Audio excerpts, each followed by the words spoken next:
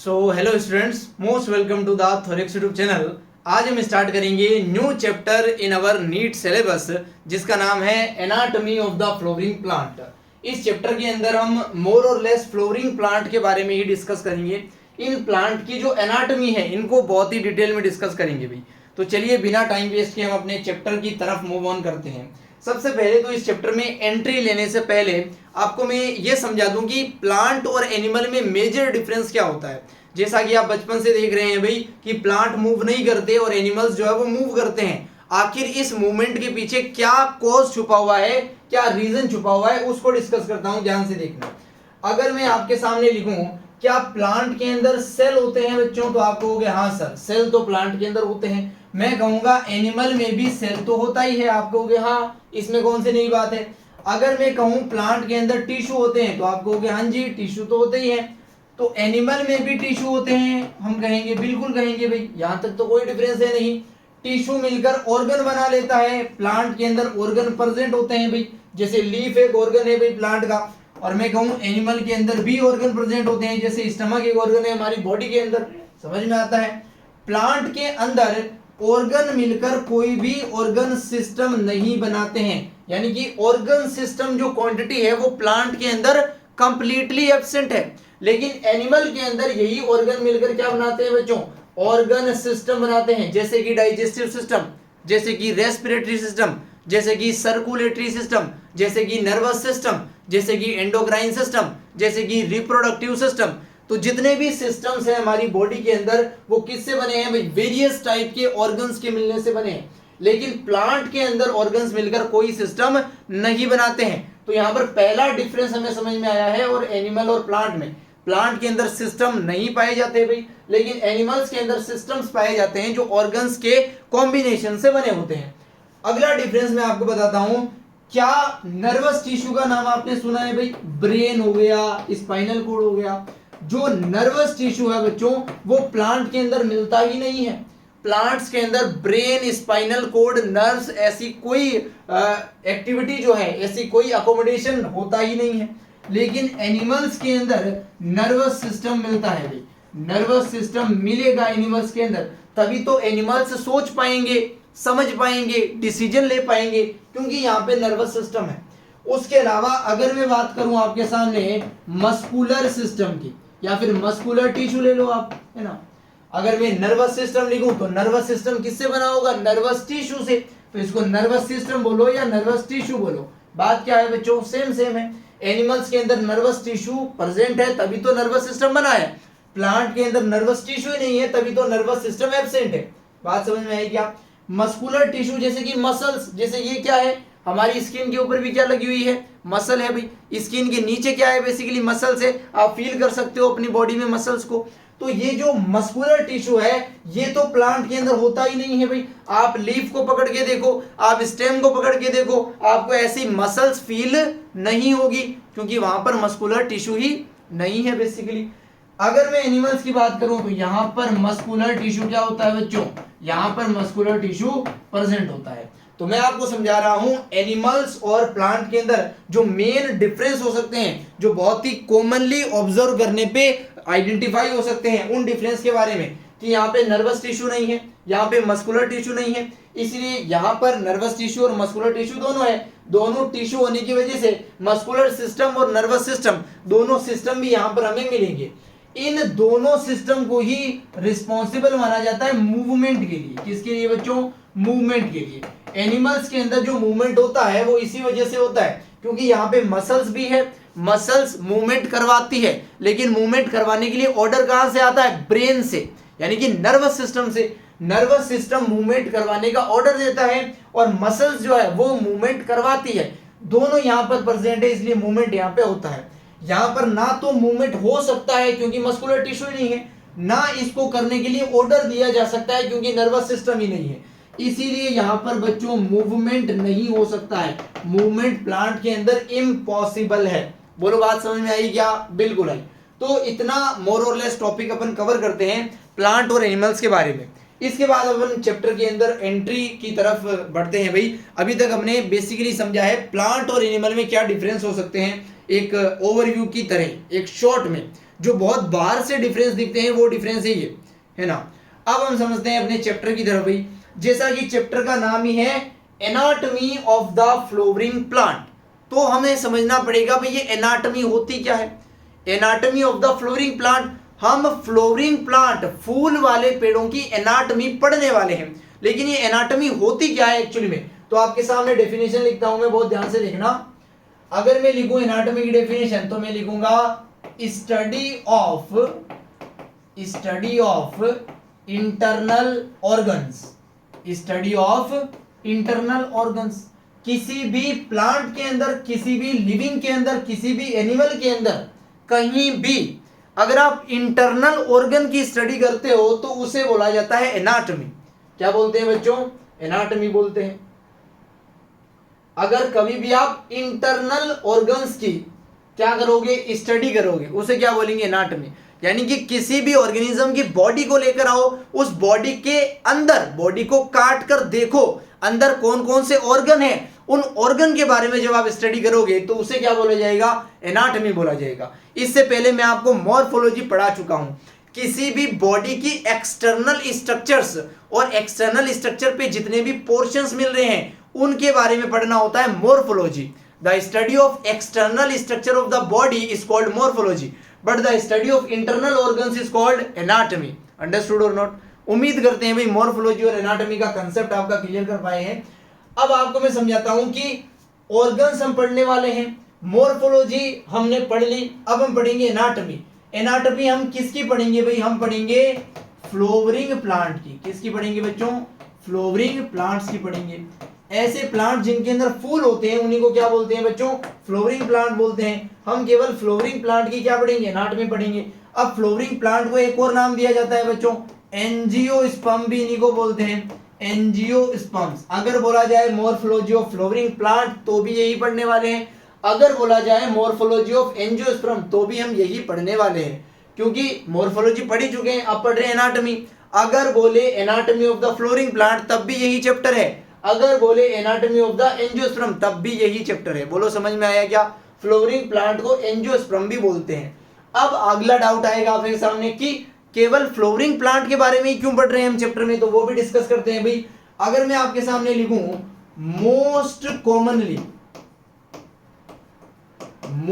Commonly found plants, अगर आप अपने चारों तरफ नजरें घुमाकर देखोगे तो आप ये पाओगे कि जितने भी आपको पेड़ दिखाई दे रहे हैं अपने आसपास, सब के अंदर फ्लोवर बनता है।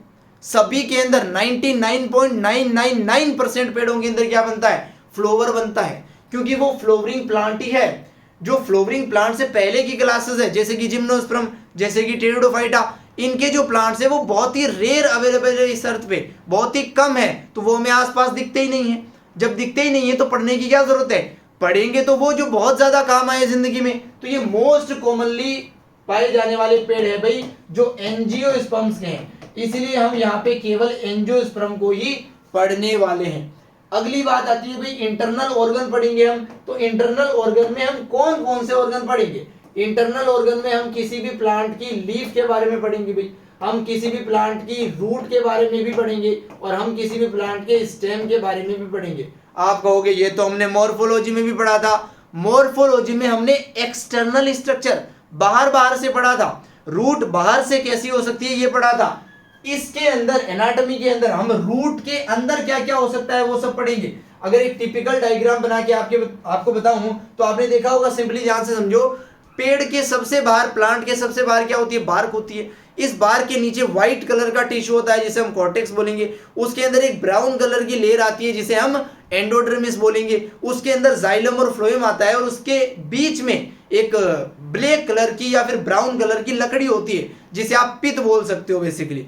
तो आप कह सकते हो कि मोर और लेस हम इंटरनल स्ट्रक्चर को पढ़ने वाले हैं इस चैप्टर के अंदर, क्योंकि चैप्टर का नाम ही है anatomy of the flowering plant. तो इसके अंदर केवल हम क्या पढ़ेंगे? इंटरनल स्ट्रक्चर पढ़ेंगे, एक्सटर्नल स्ट्रक्चर की यहाँ पर कोई बात नहीं होने वाली है। तो उम्मीद करते हैं भाई ये टॉपिक आपको समझ में आया है कि एनाटॉमी होती क्या है और मॉर्फोलॉजी होती क्या है, और हम किन पेड़ों के बारे में पढ़ेंगे और क्यों पढ़ेंगे। इतना टॉपिक अच्छे से क्लियर हो चुका है, तो हम आगे बढ़ते हैं भाई। इस चैप्टर को समझने के लिए देखो हम क्या समझ रहे हैं, इंटरनल स्ट्रक्चर, अंदर से उस प्लांट के अंदर क्या है, इसके लिए हमें सेल समझना पड़ेगा, हमें टिश्यू समझना पड़ेगा। सेल समझेंगे, टिश्यू समझेंगे, हम ऑर्गन्स के बारे में समझेंगे। तो सेल के बारे में तो हम पढ़ चुके हैं भाई अपने chapter cell the unit of life के अंदर। अब हम स्टार्ट करेंगे इस चैप्टर में टिश्यू को लेकर।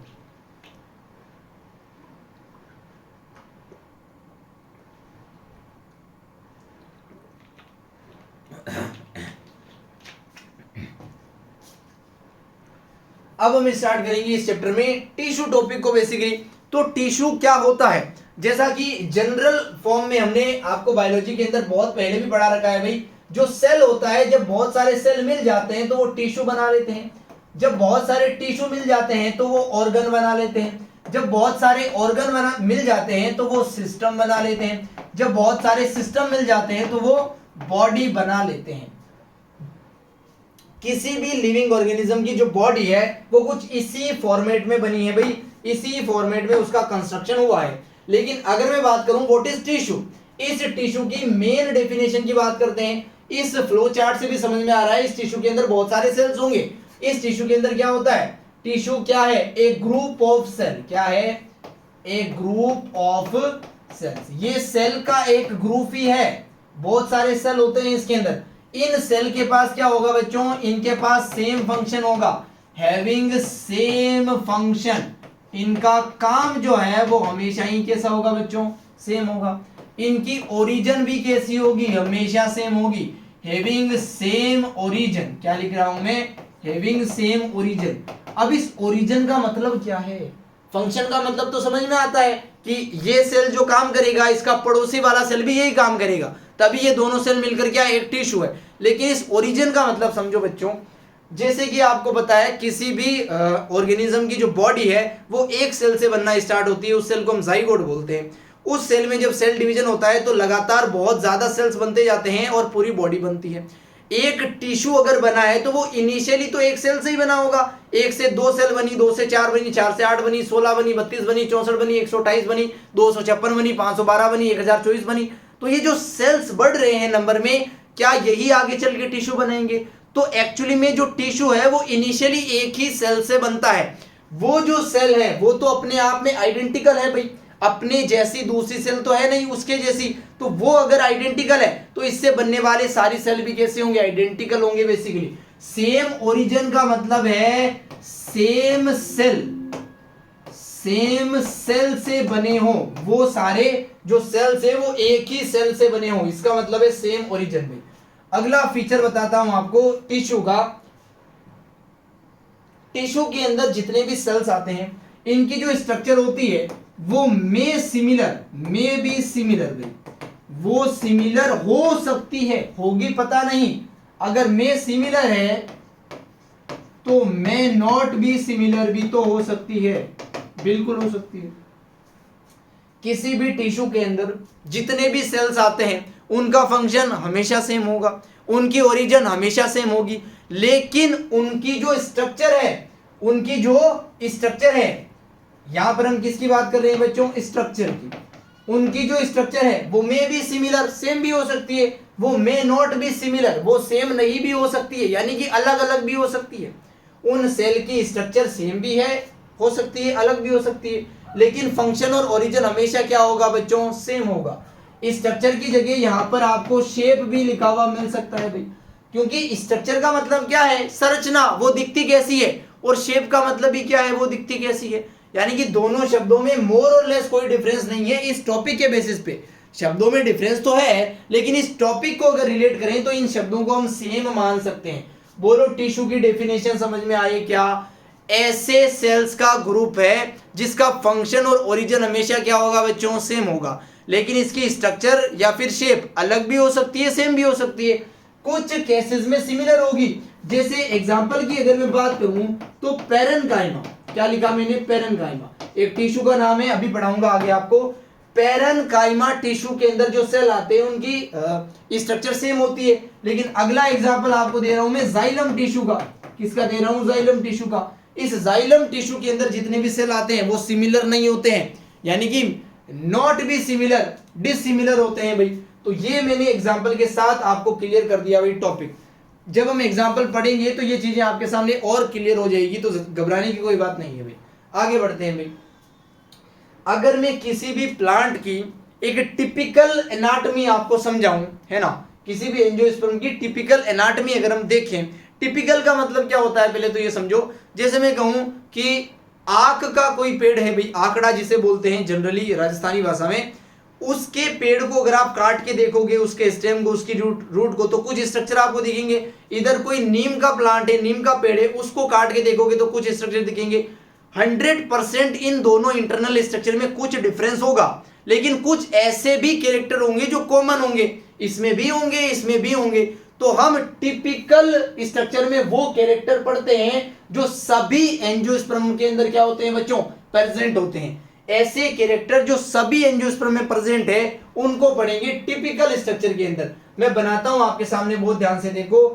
सबसे बाहर तो आपने जनरली देखा होगा भाई, एक बार्क होती है भाई, प्लांट्स के बाहर सबसे बाहर क्या होती है, बार्क होती है। ये बार्क किस लेयर का मॉडिफिकेशन है भाई, ये एपिडर्मिस का मॉडिफिकेशन है, एपिडर्मिस का मॉडिफिकेशन है। ब्लैक कलर विजिबल हो रहा है क्या, एक सेकंड चेक कर लेते हैं, हाँ विजिबल हो रहा है भाई। तो ये एपिडर्मिस है जिसका मॉडिफिकेशन बार्क भी है बेसिकली। इसके अंदर आपने जनरली देखा होगा व्हाइट कलर की आपको वुड मिलती है, लकड़ी मिलती है आप कह सकते हो। ये क्या है बच्चों, व्हाइट कलर की वुड है आपके लिए। इसको फिलअप भी कर लेते हैं कुछ ऐसे, ये व्हाइट कलर की लकड़ी है आपके लिए। इसी को हम कोर्टेक्स बोलेंगे भाई, ठीक है क्या। इसी लकड़ी का नाम क्या है बच्चों, कोर्टेक्स नाम है। थोड़ा सा लेवल आउट कर लेते हैं बस। ये जितने भी नोट्स आपको पढ़ाए जा रहे हैं भाई लेक्चर के अंदर, इन सभी का पीडीएफ फॉर्मेट आपको हमारे टेलीग्राम चैनल पे भी मिल जाएगा, आपको हमारे व्हाट्सएप ग्रुप पे भी मिल जाएगा, और आपको इस वीडियो के डिस्क्रिप्शन लिंक पे भी मिल जाएगा। जहां से भी आपको सुविधाजनक लगे आप इन नोट्स को रेफर कर सकते हो और अपनी नोटबुक में बढ़िया से नोट्स को बना सकते हो। हालांकि मैं रिकमेंड करूंगा कि लेक्चर को देखते समय भी कॉपी पेन लेके बैठो और सारी चीजें साथ साथ ही नोट करते चलो। फिर भी कुछ छूट जाता है तो लेक्चर को पॉज करने की जरूरत नहीं है भाई। आप लेक्चर समाप्त होने के बाद भी टेलीग्राम पे जाके, व्हाट्सएप पे जाके, या वीडियो के डिस्क्रिप्शन में लिंक मिल जाएगा आपको नोट्स लिखा हुआ, उस लिंक पे क्लिक करके आपको ये नोट्स मिल जाएंगे और आप बहुत ही बढ़िया से बैठ कर भी नोट्स बना सकते हो। ये जो व्हाइट कलर का पोर्शन आपके सामने लेबल किया है हमने, इसका नाम है बच्चों कोर्टेक्स। इसका नाम क्या है, कोर्टेक्स नाम है भाई। ये क्या है, कोर्टेक्स है। कोर्टेक्स के अंदर अगर आप देखोगे तो आपको दिखेगा एंडोडर्मिस बच्चों। एंडोडर्मिस यहाँ पे ड्रॉ कर लेते हैं हम, छोटी सी लेयर, ये है एंडोडर्मिस की लेयर। ये क्या है बच्चों, एंडोडर्मिस की लेयर है। इस लेयर को मैं लेबल कर रहा हूं एंडोडर्मिस की फॉर्म में। ये क्या है, एंडोडर्मिस है, ठीक है। ये डी है, इसको थोड़ा ठीक से लिखना, ये ओ है, एंडोडर्मिस। तो ये एंडोडर्मिस भी हमने बना ली। इस एंडोडर्मिस के अंदर आपको जाइलम और फ्लोएम मिलेंगे भी। मैं कुछ इधर ड्रॉ कर देता हूं आपके सामने फ्लोएम, थोड़ी थिकनेस बढ़ा लेते हैं स्टाइलस की। इधर ड्रॉ कर रहा हूं ये फ्लोएम, ग्रीन कलर से मैंने ड्रॉ किया है फ्लोएम। इधर एक और फ्लोएम बना लेते हैं, इधर एक और फ्लोएम बना लेते हैं, और इधर एक और फ्लोएम बना लेते हैं। तो ये क्या स्ट्रक्चर है भाई, ये फ्लोएम है। क्या है ये फ्लोएम है। तो ये फ्लोएम स्ट्रक्चर हमने बना ली। इस फ्लोएम स्ट्रक्चर से ही जुड़ा होता है जाइलम। तो इसके अंदर की तरफ मैं येलो कलर से जाइलम स्ट्रक्चर बना रहा हूं आपके सामने। ये क्या है बच्चों, ये जाइलम स्ट्रक्चर है। येलो कलर से हमने क्या बनाई है, ये जाइलम स्ट्रक्चर हमने बना ली है। तो ये कुछ स्ट्रक्चर्स आपको अभी समझ में आएगी, जो नहीं भी समझ में आएगी इसी चैप्टर के अंदर इन स्ट्रक्चर की जन्म कुंडली पढ़ने वाले हैं, डोंट वरी एट ऑल। अभी मैं आपको दिखा रहा हूं कि अगर आप किसी भी एंजियोस्पर्म की रूट को देखो, शूट को देखो, स्टेम को देखो, तो आपको अंदर ये स्ट्रक्चर तो कॉमनली दिखेंगे ही दिखेंगे। जाइलम बना लिया, फ्लोएम बना लिया, कोर्टेक्स बना लिया, एंडोडर्मिस बना लिया, एपिडर्मिस भी बना लिया। इन सब के बीच में यहां पर होगा पित्त। क्या होगा बच्चों, पित्त। इसको लेबल करेंगे हम एज ए पित्त। तो ये हमने बना लिया भाई एक टिपिकल डायग्राम। अगर मैं इस डायग्राम को आपके सामने थोड़ा सा डिटेल में जाता हूं, चलो अभी डिटेल में नहीं जाते हैं, आगे फिर से ऐसा डायग्राम बनाएंगे, उसमें डिटेल समझ लेंगे।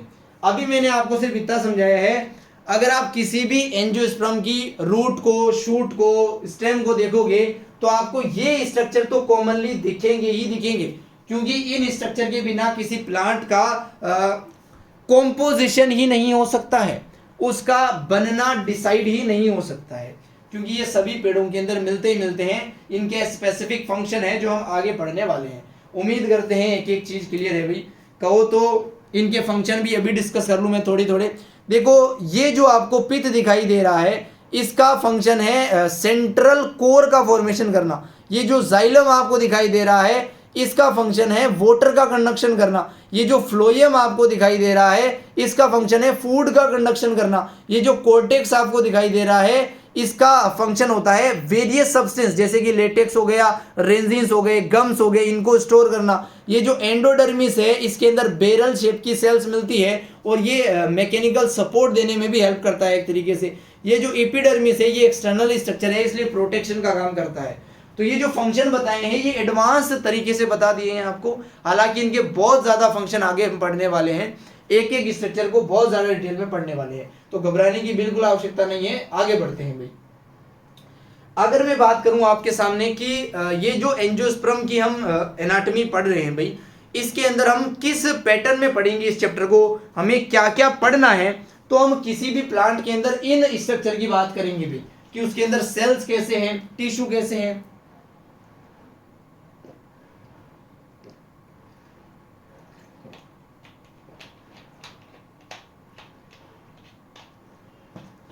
तो चलिए अपना डिस्कशन रीस्टार्ट कर देते हैं। हम बात कर रहे हैं किसी भी प्लांट के अंदर कितने टाइप के सेल्स हो सकते हैं भाई। सबसे पहले टाइप के सेल्स मैं बताता हूं आपके सामने जो हो सकते हैं, वो है मेरिस्टेमेटिक सेल। कौन से टाइप के सेल्स हो सकते हैं बच्चों? Meristematic cells.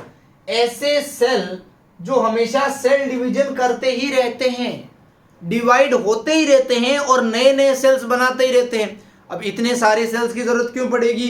जैसे कोई प्लांट की लीफ टूट गई, कोई प्लांट की ब्रांच टूट गई, तो जितने भी damaged organ of the plant है उनको रिकंस्ट्रक्ट करने का, फिर से बनाने का जो फंक्शन है, वो मेरिस्टेमेटिक सेल्स का ही है। अगले टाइप के जो सेल्स मैं आपके सामने लिख रहा हूं, वो है पैरेन्काइमा के सेल। कौन से सेल है? पैरेन्काइमा के सेल। अगले टाइप के जो सेल लिख रहा हूं, वो है खोलेनकाइमा के सेल। अगले टाइप के जो सेल लिख रहा हूं, वो है स्क्लेरेनकाइमा के सेल। तो किसी भी प्लांट बॉडी के अंदर ये चार टाइप के सेल ही आपको देखने को मिलेंगे, मेरिस्टेमेटिक, पैरेन्काइमेटा और कोलेनकाइमा, उसके अलावा स्क्लेरेनकाइमा। इनकी डिटेल हम पढ़ेंगे, लेकिन अभी बहुत ध्यान से सुनो। जो मेरिस्टेमेटिक सेल होंगे वो हमेशा सेल डिवीजन करेंगे, जो पैरेन्काइमा के सेल होंगे वो फूड को स्टोर करेंगे, जो कोलेनकाइमा के सेल होंगे वो प्लांट को फ्लेक्सिबिलिटी, लचीलापन प्रदान करेंगे, और जो स्क्लेरेनकाइमा के सेल होंगे वो मैकेनिकल सपोर्ट देंगे, वो रिजिडिटी देंगे, वो स्ट्रेंथ देंगे उस प्लांट को। ये क्या है? सेल्स के टाइप है। हमने सेल्स के टाइप पढ़े, समझे कम से कम एक बेसिक इंट्रोडक्शन की फॉर्म में। इन्हीं सेल्स की ग्रुपिंग होने से क्या बन जाएगा? टिश्यू बन जाएगा। अगर मेरिस्टेमेटिक सेल्स जुड़ जाते हैं, पास पास रहते हैं, तो वो बना लेंगे मेरिस्टेमेटिक टिश्यू। क्या बना लेंगे बच्चों? Meristematic tissue. अगर पैरेन्काइमा के सेल्स एक साथ रह जाते हैं तो वो बना लेंगे पैरेन्काइमा टिश्यू। क्या बना लेंगे बच्चों? Parenchyma tissue. अगर इसी प्रकार से कोलेनकाइमा के सेल एक साथ रहेंगे तो कोलेनकाइमा का टिश्यू, स्क्लेरेनकाइमा के एक साथ रहेंगे तो स्क्लेरेनकाइमा का टिश्यू बना लेंगे। बात समझ में आई क्या? इन चारों ही टाइप के टिश्यू में सेम टाइप के सेल्स है। अगर बहुत सारे पैरेन्काइमा के सेल है तब पैरेन्काइमेटा टिश्यू बनाए, अगर बहुत सारे कोलेनकाइमा के सेल है तो कोलेनकाइमा टिश्यू बनाए, अगर बहुत सारे स्क्लेरेनकाइमा के सेल्स है तो स्क्लेरेनकाइमा का टिश्यू बनाए। बोलो बात समझ में आती है? बिल्कुल आती है। इन्हीं से क्या बना है? टिश्यू बना है। टिश्यू का एक टाइप और है, एक कैटेगरी और है। अगर दो से ज्यादा टाइप के सेल्स मिक्स हो जाए तब बनेगा कॉम्प्लेक्स टिश्यू। ये ऊपर जो लिखे गए हैं ये सिंपल टिश्यू है आपके सामने। अगर दो से ज्यादा टाइप के सेल मिल जाए, भाई यहां पर तो सारे पैरेन्काइमा के सेल्स थे, यहां पर सारे कोलेनकाइमा के सेल्स थे, यहां पर सारे स्क्लेरेनकाइमा के सेल्स थे। अगर दो से ज्यादा टाइप के सेल मिल जाए, जैसे पैरेन्काइमा भी आ गया, कोलेनकाइमा भी आ गया, स्क्लेरेनकाइमा भी आ गया, इस टाइप के सेल्स अगर बने हैं वो सिमिलर फंक्शन करते हैं, इनकी ओरिजिन भी सेम है, तो इसे बोलेंगे कॉम्प्लेक्स टिश्यू। एग्जांपल के लिए आपके सामने आ जाएगा जाइलम। आपके सामने आ जाएगा फ्लोएम। ये दो एग्जांपल भी अभी कॉम्प्लेक्स टिश्यू के। तो ये था सेल्स के बारे में, ये है टिश्यूज के बारे में। अब बात करते हैं टिश्यू फंक्शन के बेसिस पे कितने टाइप के हो सकते हैं भाई।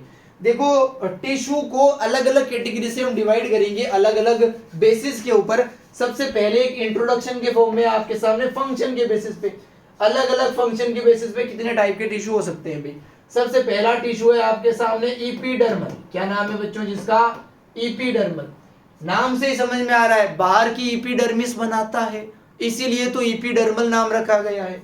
अगला टिश्यू आता है बच्चों ग्राउंड टिश्यू।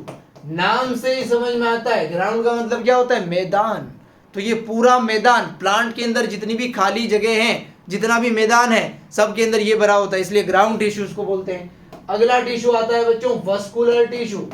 वस्कुलर टिश्यू ऐसा टिश्यू जो वस्कुलेशन का काम करेगा, जो कंडक्शन का काम करेगा। कौन से आएंगे इसके अंदर? जाइलम टिश्यू आएगा इसके अंदर, फ्लोएम टिश्यू आएगा इसके अंदर। तो जितने भी टिश्यू कंडक्शन का काम करते हैं, एक चीज को एक जगह से दूसरी जगह लेकर जाते हैं, वो किसके अंदर आएंगे? वस्कुलर टिश्यू के अंदर आएंगे। उम्मीद करते हैं एक वर्ड क्लियर हुआ है। आगे बात करते हैं भाई कौन कौन से पार्ट्स की डिटेल हमें पढ़नी है। तो इस चैप्टर के अंदर हम लीफ की स्ट्रक्चर पढ़ेंगे भाई, हम रूट की स्ट्रक्चर पढ़ेंगे भाई, हम स्टेम की स्ट्रक्चर पढ़ेंगे भाई। ये तीनों पार्ट किसके होंगे?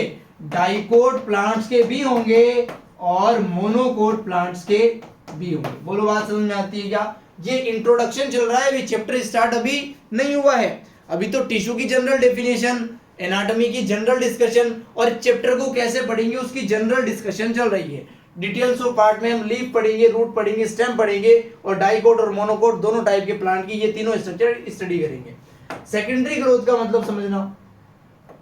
सेकेंडरी ग्रोथ का मतलब होता है थिकनेस में ग्रोथ। जैसे मैं आपको समझाऊं, अगर किसी भी सीड को आप सोइल के अंदर डिप करते हो, जैसे ये अर्थ है हमारी, इसके अंदर हमने कोई सीड डिप किया है, इस सीड से दो फाइबर निकलते हैं भाई, इस सीड से दो ही फाइबर निकलते हैं, एक ऊपर एक नीचे।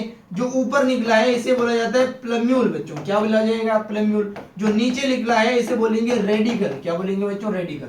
जो प्लम्यूल है ये डेवलप हो जाएगा स्टेम के अंदर, जो रेडिकल है ये डेवलप हो जाएगा रूट के अंदर। बोलो बात समझ में आती है क्या? जब ये दोनों फाइबर बन जाएंगे तो ये प्लम्यूल और रेडिकल दोनों ग्रो करेंगे लेंथ के अंदर, लेंथ के अंदर ग्रो कर रहे हैं। इस ग्रोथ को बोलेंगे प्राइमरी ग्रोथ। प्राइमरी ग्रोथ का मतलब है ग्रोथ इन द लेंथ। जब ये लेंथ में ग्रोथ काफी ठीक ठाक हो जाएगी तब यहाँ पे विड्थ में ग्रोथ स्टार्ट होगी। ये स्टेम चौड़ा होना स्टार्ट होगा, वाइड होना स्टार्ट होगा और ये रूट भी वाइड होना स्टार्ट होगी। जो वाइड करवाने के लिए ग्रो कर रहे हैं उस ग्रोथ को बोलेंगे सेकेंडरी ग्रोथ। बात समझ में आती है क्या? प्राइमरी ग्रोथ लेंथ में ग्रोथ होना, सेकेंडरी ग्रोथ विड्थ में ग्रोथ होना। सेकेंडरी ग्रोथ के अंदर हम पढ़ेंगे बच्चों डाइकोट के स्टेम में कैसे होगी सेकेंडरी ग्रोथ, यानी कि डाइकोट का स्टेम चौड़ा कैसे होगा और डाइकोट की जो रूट है वो चौड़ी कैसे होगी, उसकी विड्थ में ग्रोथ कैसे होगी। तो ये मेजर पोर्शन है इस चैप्टर का जो हम डिटेल में स्टडी करने वाले हैं, वन बाय वन टॉपिक करके एक एक चीज को बहुत ही डिटेल में समझ के। तो उम्मीद करते हैं आपने बढ़िया से नोट किया है, नहीं किया है तो आप पॉज करके नोट कर सकते हैं। उसके बाद हम आगे बढ़ेंगे भी अपने चैप्टर की तरफ। अब हम समझने वाले हैं types of the plant tissue. Animal tissue के अलग टाइप्स होते हैं भाई, प्लांट टिश्यू के अलग टाइप्स होते हैं। पहले मैं आपको समझाऊंगा प्लांट टिश्यू के टाइप्स क्या है। इस चैप्टर के अंदर बेसिकली हम यही पढ़ने वाले हैं भाई, है ना।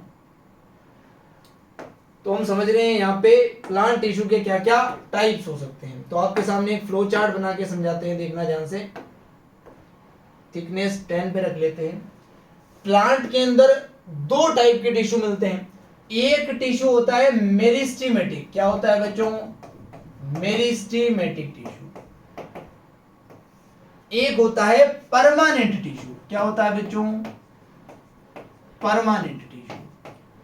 परमानेंट नाम से ही पता चल रहा है ये अपना काम परमानेंट तरीके से करता है। मेरिस्टेमेटिक टिश्यू का काम अलग है और वो काम बदल भी सकता है। जैसे मैं कॉमन डिफरेंस अगर आपको बताऊं मेरिस्टेमेटिक टिश्यू और परमानेंट टिश्यू में, यहां पर जो सेल्स होते हैं, यहां पे मैं लिख रहा हूं सेल्स कैन डिवाइड वो डिवाइड कर सकते हैं और नए नए सेल्स को बना सकते हैं। बट परमानेंट टिश्यू के जो सेल्स होते हैं वो डिवाइड नहीं कर सकते भाई। Sales do not divide, divide करते ही नहीं है। डू नॉट लगाया है मैंने, कैन नॉट ले गया है, करते नहीं है बट कर सकते हैं। परमानेंट टिश्यू के भी सेल्स डिवाइड कर सकते हैं बट जनरली करते नहीं है। यहाँ पे हमने कैन लगाया है बट यहाँ पे डू लगाया है, अंग्रेजी का भी फैक्टर समझना। यहाँ पे जो मेरिस्टेमेटिक टिश्यू होता है वो एक ऐसे सेल्स का ग्रुप होता है भाई जहां के सेल्स लगातार नए नए सेल्स को बना रहे हैं खुद डिवाइड होकर, यानी कि यहाँ पर डिवीजन की कैपेसिटी है। ये जो सेल्स है वो कैपेबल है डिवीजन करने के लिए। ये जो है मेरिस्टेमेटिक टिश्यू ये काफी ज्यादा टाइप का हो सकता है, आगे इसके टाइप आपको पढ़ा दिए जाएंगे। जो परमानेंट टिश्यू है अभी क्यों नहीं पढ़ा रहे, क्योंकि बहुत ज्यादा वेरिएबिलिटी हो जाएगी। अगर आप देखना ही चाहते हो नाम तो मैं आपको दिखा दूं, यहाँ पर ये 3 टाइप का हो सकता है। अपाइकल हो सकता है, ये लेटरल हो सकता है, ये इंटरकेलरी हो सकता है। इंटरकेलरी ये तो इनका डिवीजन है पोजीशन के बेसिस पे। किसके बेसिस पे बच्चों? पोजीशन के बेसिस पे। जो मेरिस्टेमेटिक टिश्यू है वो 3 टाइप का और हो सकता है। एक तो हो सकता है बच्चों जैसा कि हमने डिस्कस किया प्रोकेम्बियम हो सकता है ना। एक तो हो सकता है एपिडर्मिस वाला जिसे मैं बोलूंगा प्रोटोडर्म। क्या बोलूंगा? प्रोटोडर्म। इस टिश्यू से बनेगी एपिडर्मिस। एक हो सकता है ग्राउंड टिश्यू जिससे बनेगा पूरा का पूरा ग्राउंड टिश्यू। एक हो सकता है प्रोवस्कुलर। क्या हो सकता है? प्रोवस्कुलर। इससे पूरे के पूरे वस्कुलर बंडल्स बनेंगे बेसिकली, है ना। इसी को प्रोवस्कुलर, प्रोकेम्बियम ऐसे वर्ड दिए जा सकते हैं। प्रोकेम्बियम या फिर प्रोवस्कुलर टिश्यू। तो ये किस बेसिस पे डिवीजन किया हमने? ओरिजिन के बेसिस पे डिवीजन किया। अब आप कहोगे सर ये तो काफी ज्यादा कॉम्प्लेक्स है, काफी ज्यादा डिफिकल्ट है। अरे पूरे चैप्टर में पढ़ना है, ये एक ही बार में बता दिया बस कितना पढ़ना है और क्या पढ़ना है, इसलिए थोड़ी सी कॉम्प्लेक्सिटी आपको लग सकती है। यहाँ पर इतने सारे टाइप्स याद करने की जरूरत नहीं है, आगे फिर से पढ़ाएंगे तब आप याद कर सकते हो। जो परमानेंट टिश्यू है वो भी 2 टाइप के हैं भाई। अगर ये सेम टाइप के सेल से बना है, सेम टाइप ऑफ सेल्स का टाइप सेम है, हो सकता है ये अलग अलग टाइप से भी बना हो। अगर ये डिफरेंट टाइप्स ऑफ सेल्स से बना है तब भी इसका अलग टाइप होगा। इसको बोलेंगे सिंपल परमानेंट टिश्यू। क्या बोलेंगे? Simple permanent tissue. इसको बोलेंगे कॉम्प्लेक्स परमानेंट टिश्यू। क्या बोलेंगे बच्चों? कॉम्प्लेक्स परमानेंट टिश्यू बोलेंगे। जो सिंपल परमानेंट टिश्यू है इसके 3 एग्जांपल आप याद रखेंगे भाई। सबसे पहला तो आप शुरुआत से बता रहा हूं आपको, पैरेन्काइमा। दूसरा है कोलेनकाइमा। तीसरा है सक्लेरेनकाइमा। जो कॉम्प्लेक्स टिश्यू है इसके एग्जांपल भी ध्यान से सुनना। इसके अंदर आ जाएगा बच्चों जाइलम, इसके अंदर आ जाएगा बच्चों फ्लोएम, इसके अंदर आ जाएगा बच्चों कोर्टेक्स, वो भी डाइकोट का कोर्टेक्स। तो आप लिख सकते हो डाइकोट कोर्टेक्स।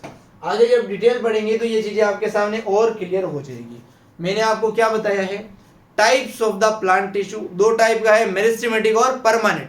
मेरिस्टेमेटिक वो सेल जो ग्रो कर सकते हैं, परमानेंट जो सेल ग्रो नहीं कर सकते, डिवाइड नहीं कर सकते बेसिकली। मेरिस्टेमेटिक के टाइप अभी नहीं पढ़ने हैं। परमानेंट के 2 टाइप हो सकते हैं। अगर सारे सेल सेम स्ट्रक्चर के हैं, सेम टाइप के हैं तो सिंपल, अगर अलग अलग टाइप के हैं तो कॉम्प्लेक्स। सिंपल के 3 एग्जांपल बताए, पैरेन्काइमा, कोलेनकाइमा और सक्लेरेनकाइमा। कॉम्प्लेक्स के भी 3 ही एग्जांपल बताए, जाइलम, फ्लोएम और डाइकोट का कोर्टेक्स। तो उम्मीद करते हैं भाई यहाँ तक एक एक वर्ड, एक एक स्ट्रक्चर आपको क्लियर हुआ है। और आगे बढ़ते हैं। बेसिकली हमारे सामने डिफरेंस लिखे गए हैं भाई मेरिस्टेमेटिक टिश्यू के अंदर और परमानेंट टिश्यू के अंदर। इन डिफरेंस को बहुत ध्यान से समझेंगे हम। इधर लिखा गया है मेरिस्टेमेटिक टिश्यू के बारे में, इधर लिखा है परमानेंट टिश्यू के बारे में। ये एक्टिवली डिवाइडिंग सेल्स होते हैं। ऑब्वियसली यहाँ पर नो डिवीजन, कोई डिवीजन यहाँ पे होता ही नहीं है, ये डिवाइडिंग सेल ही नहीं है। ये अनडिफरेंशिएटेड टिश्यू होता है बट ये डिफरेंशिएटेड टिश्यू होता है। डिफरेंशिएटेड टिश्यू होता है। आपके दिल में खटक रहा होगा ये वर्ड डिफरेंशिएटेड क्या है सर, अभी बताएंगे, 2 मिनट का समय दो बस। चलो बाद में समझा देंगे जब टॉपिक आएगा। तो 5 मिनट बाद टॉपिक आ रहा है, बस अभी केवल नाम समझ लो इधर अनडिफरेंशिएटेड टिश्यू है, इधर डिफरेंशिएटेड टिश्यू है। जब टॉपिक आएगा तो फिर से बता दूंगा ये स्लाइड। इधर इमेच्योर सेल्स होते हैं और यहां पर मेच्योर सेल होते हैं, मेच्योर सेल होते हैं। चलो कुछ बच्चों के दिमाग में खटक रहा है वर्ड, तो अब भी समझाएंगे, डोंट वरी एट ऑल। सबसे पहले सेल डिवाइड होते रहते हैं, लगातार नए नए सेल्स बनाते रहते हैं। इन सेल्स को बोलते हैं बच्चों हम मेरिस्टेमेटिक सेल्स। ये डिवाइड कर रहे हैं, लगातार नए नए सेल्स बना रहे हैं, तो ये कौन से सेल है बच्चों? मेरिस्टेमेटिक सेल है। अगर इन सेल ने अपना डिवीजन रोका और कोई स्पेसिफिक फंक्शन करना स्टार्ट किया, तब हम बोलेंगे ये सेल हो गए हैं डिफरेंशिएटेड। कैसे हो गए हैं? डिफरेंशिएटेड हो गए हैं, अपना काम करने लग गए हैं, अपना फंक्शन करने लग गए हैं। परमानेंट टिश्यू डिफरेंशिएटेड होता है, यहाँ पर जो सेल होते हैं वो अपना अपना काम करते हैं, लेकिन ये अपना अपना काम नहीं करते हैं, ये केवल डिवीजन का ही काम करते हैं, इसलिए ये अनडिफरेंशिएटेड है। ये इमेच्योर सेल भी है भाई, इनके अंदर कोई मेच्योरिटी नहीं है, कोई अपना काम ही नहीं कर रहा, बस डिवीजन ही कर रहा है। बट यहाँ पर सेल मेच्योर हो चुका है, अपना काम समझ चुका है और अपना काम कर रहा है। यहाँ पर जो सेल होते हैं वो अच्छी तरीके से पैक होते हैं, भी देखो कंपैक्टली पैक्ड, कंपैक्ट तरीके से पैक होते हैं, क्योंकि एक सेल से बहुत सारे सेल बन रहे हैं ना। जब बहुत सारे सेल बनेंगे तो जगह कम बचेगी, जगह कम बचेगी तो सेल पास पास आ जाएंगे भाई, और इन सेल्स के बीच में कोई स्पेस नहीं बचेगा, इंटरसेलुलर स्पेस एब्सेंट हो जाएगा। दो सेल के बीच में जो स्पेस है इसे बोलते हैं इंटरसेलुलर स्पेस। अगर सेल डिवीजन हो रहा है तो बहुत सारे सेल बन जाएंगे और सेल के बीच में स्पेस ही नहीं बचेगा, इसलिए इंटरसेलुलर स्पेस जो एब्सेंट है। यहां पर जो सेल होंगे वो लूजली पैक्ड होंगे, लूजली पैक्ड, बहुत ही ढीले तरीके से पड़े होंगे, इसलिए जो इंटरसेलुलर स्पेस है वो भी यहां पर प्रेजेंट होगा, मिल जाएगा। यहां पर मेटाबॉलिकली बहुत एक्टिव होगा सेल, क्योंकि डिवीजन करना है। यहां पर जो सेल है वो मेटाबॉलिकली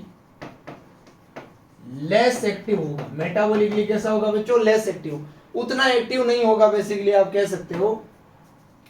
यहाँ का जो प्रोटोप्लाज्म होगा या फिर जो साइटोप्लाज्म होगा वो बहुत ही ज्यादा डेंस होगा, बट यहाँ का लेस डेंस आप कह सकते हो, लेस डेंस, इतना ज्यादा घना नहीं होगा भाई, है ना, लेस डेंस होगा। इसी लेस डेंस को आप लाइट वर्ड के तरह भी लिख सकते हो भाई, लाइट साइटोप्लाज्म यहाँ पर प्रेजेंट होगा, हल्का साइटोप्लाज्म होगा, इतना गाढ़ा नहीं होगा, है ना। आगे लिखा है कि यहाँ पर लार्ज, बड़ा, प्रोमिनेंट न्यूक्लियस होता है, लेकिन यहाँ पर कैसा होता है? स्मॉल होता है, इनकॉन्स्पियस न्यूक्लियस होता है। इनकॉन्स्पियस का मतलब ऐसा न्यूक्लियस जो बहुत ही छोटा हो, बहुत ही यूनिफाइड स्पेस के अंदर बंधा हुआ हो, उसे बोलेंगे इनकॉन्स्पियस न्यूक्लियस बेसिकली। यहाँ पर बड़ा न्यूक्लियस है, देखो यहाँ पर साइटोप्लाज्म भी थोड़ा अच्छा है और न्यूक्लियस भी बड़ा है, क्योंकि सेल डिवीजन करना है। यहाँ पर सेल डिवीजन का काम ही नहीं है, तो न्यूक्लियस का क्या काम भाई, है ना। न्यूक्लियस के अंदर तो क्रोमोसोम होते हैं जो सेल डिवीजन के टाइम पे काम में आते हैं। यहाँ डिवीजन होना है इसलिए न्यूक्लियस अच्छा है, यहाँ पे डिवीजन नहीं होना है इसलिए न्यूक्लियस भी अच्छा नहीं है। जिस चीज की जहां पर जरूरत है वो चीज वहां पर प्रोमिनेंट होती है पूरी बायो के अंदर। आगे बढ़ते हैं, देखो यहाँ पर पतली सेल वॉल होती है, यहाँ पर मोटी सेल वॉल होती है।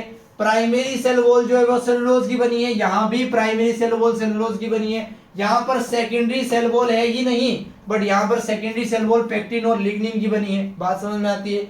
यहाँ पर वैक्यूल है ही नहीं, अगर उपस्थित भी है तो स्मॉल है, क्योंकि वैक्यूल सेल डिवीजन में बाधा उत्पन्न करेगा, समस्याएं उत्पन्न करेगा, इसलिए यहाँ पर है ही नहीं। और यहाँ पर लार्ज मिलेंगे, सेंट्रल मिलेंगे भाई।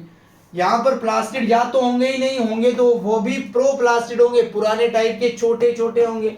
यहाँ पर प्लास्टिड यूजुअली प्रेजेंट होते हैं भाई, क्योंकि सेल डिवीजन में कोई दिक्कत नहीं है, क्योंकि यहाँ सेल डिवीजन नहीं होना, यहाँ पे सेल डिवीजन होना है, सेल डिवीजन में दिक्कत दे सकते हैं, इसलिए बहुत ही छोटे होंगे। रिजर्व फूड मटेरियल होगा ही नहीं, क्योंकि सेल डिवीजन में दिक्कत दे सकता है, यहाँ पे बहुत सारा होगा। यहाँ पे साइटोस्केलेटन नहीं होगा, यहाँ पे साइटोस्केलेटन होगा।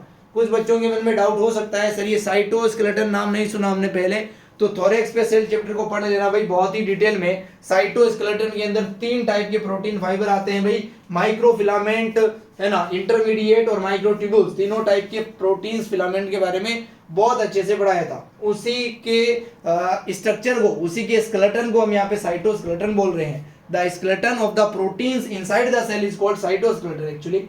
आगे बढ़ते हैं अब हम समझना स्टार्ट करेंगे मेरिस्टेमेटिक टिश्यू के टाइप्स के बारे में बच्चों।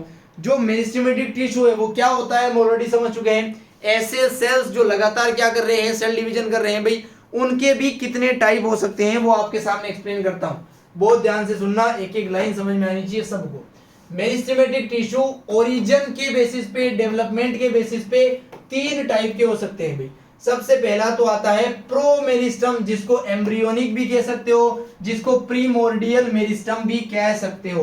कैसे समझेंगे इसे? जैसे ये कोई जमीन है, अर्थ है, इसके अंदर सीड डाला, इस सीड से जो 2 फाइबर निकलेंगे वो कैसे निकलेंगे? वो भी तो सेल ही है। तो सेल किससे बनता है? सेल डिवीजन से। यहां पर जो सेल डिवीजन करवा रहा है वो भी तो कोई मेरिस्टेमेटिक टिश्यू ही होगा। वो कौन से टाइप का मेरिस्टेमेटिक टिश्यू होगा? प्रोमेरिस्टम होगा। क्या होगा बच्चों? प्रोमेरिस्टम। बहुत ही अर्ली स्टेज में बनता है, एम्ब्रियो की स्टेज में बनता है, एम्ब्रियोनिक प्रोमेरिस्टम इसे बोलते हैं। सीड के अंदर प्रेजेंट होता है, जो रेडिकल और प्लीम्यूल का फॉर्मेशन करता है बेसिकली, तो इसे बोलते हैं प्रोमेरिस्टम। उम्मीद करते हैं लाइनें समझ में आई होगी। इसके बारे में कुछ लाइन की फॉर्म में भी अगर आपके सामने लिखूं तो यहां पे 2 लाइन लिख देता हूं भाई। Present in very early stage of plant life. Plant life के बहुत ही अर्ली स्टेज में ये प्रेजेंट होता है भाई। अगली लाइन देखना बहुत ही ध्यान से। इसी से बनता है primary meristem. It develops into primary meristem. यही क्या बनाता है बच्चों? प्राइमरी मेरिस्टम बनाता है। इसके बाद अपन पढ़ रहे हैं प्राइमरी मेरिस्टम के बारे में, क्या है क्या नहीं है, आगे सब कुछ पढ़ लेंगे। देखो टॉपिक आ भी गया। इससे पहले ये चीज समझो बहुत ही ध्यान से, थोड़ा सा पोर्शन इसका अभी समझाया है आपको। अगर प्रो मेरिस्टम है, इससे क्या बनेगा? Primary meristem. क्या दोनों मेरिस्टम है तो दोनों सेल डिवीजन करेंगे? समझ में आया क्या? अभी तक डिफरेंशिएशन नहीं हुआ है। अभी मेरिस्टेमेटिक परमानेंट के डिफरेंस में बताया था। डिफरेंशिएशन क्या है? जो डिवाइड करने वाले सेल है वो डिवीजन की कैपेसिटी छोड़ेंगे और अपना कोई स्पेसिफिक काम करेंगे, परमानेंट बनेंगे, डिफरेंशिएट होंगे। इस प्रोसेस को बोलेंगे डिफरेंशिएशन। बात समझ में आती है क्या? मेरिस्टेमेटिक टिश्यू अपनी डिवीजन की कैपेसिटी छोड़ रहे हैं और स्पेसिफिक फंक्शन कर रहे हैं, that process is called differentiation. ये मेरिस्टेमेटिक टिश्यू है और ये परमानेंट टिश्यू है। जब मेरिस्टेमेटिक परमानेंट बना, इस प्रोसेस का नाम क्या है? डिफरेंशिएशन है। अगर मैं बोलूं डी डिफरेंशिएशन तो डिफरेंशिएशन का उल्टा। डिफरेंशिएशन क्या है? मेरिस्टेमेटिक से परमानेंट बने, अगर परमानेंट से वापस मेरिस्टेमेटिक बने तो वो होगा डी डिफरेंशिएशन। ये है परमानेंट। इससे अगर वापस मेरिस्टेमेटिक बने, जो कि सेकेंडरी मेरिस्टेमेटिक होगा, जो कि विड्थ के अंदर ग्रोथ कराएगा, जो कि मोटाई बढ़ाएगा, चौड़ाई बढ़ाएगा, उसे बोलेंगे सेकेंडरी मेरिस्टम। बट इसके बनने की जो प्रोसेस है उसका नाम क्या है? डी डिफरेंशिएशन नाम है। बोलो बात समझ में आई क्या? आई नहीं भी आई है तो अब भी आएगी, दिमाग में छाप दूंगा, गारंटी है। बस देखते रहो ध्यान से। क्या ये मेरिस्टम है? बिल्कुल है। मेरिस्टम से फिर से क्या बन रहा है? परमानेंट। इस प्रोसेस को तो डिफरेंशिएशन बोलते हैं, लेकिन एक बार डिफरेंशिएशन हो गया तो इसको बोलेंगे रीडिफरेंशिएशन। दोबारा हो रहा है डिफरेंशिएशन। बात समझ में आई क्या? फिर से सुनो। नहीं आई आपके बात समझ में नहीं आई, फिर से सुनो। प्लांट के अंदर ऐसे सेल है जो डिवीजन कर रहे हैं, उसे बोलेंगे मेरिस्टेमेटिक टिश्यू। एक समय आएगा जब वो सेल अपनी डिवीजन की कैपेसिटी छोड़ेंगे और कुछ स्पेसिफिक फंक्शन करेंगे। जब वो कैपेसिटी छोड़कर स्पेसिफिक फंक्शन करने के लिए जाएंगे तो इस जाने की प्रोसेस को बोलेंगे डिफरेंशिएशन। बात समझ में आएगा? क्योंकि वो डिफरेंशिएट हो रहे हैं, बदल रहे हैं अपना कोई स्पेसिफिक काम करने के लिए। अगर वो स्पेसिफिक काम कर रहे हैं तो प्लांट डिवीजन करना बंद कर देगा, इसकी ग्रोथ होने बंद हो जाएगी भाई, है ना।